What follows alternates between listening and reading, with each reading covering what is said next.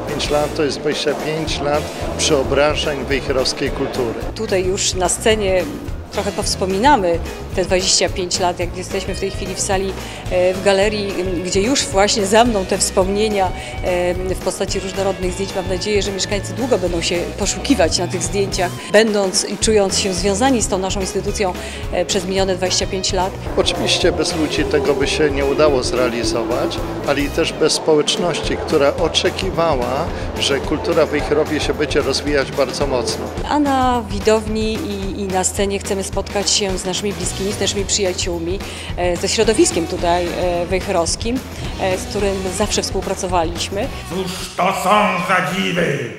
Królowa jest jak alabaster! Na to nie pomoże dworski plaster. Czy to klątwy jest spełnienie? Jak to diabeł zaczarował? Na nic moje trudy.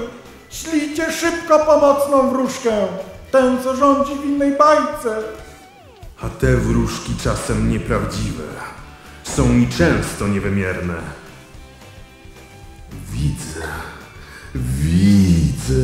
Widzę jako żywą, najmądrzejszą z wszystkich wróżek.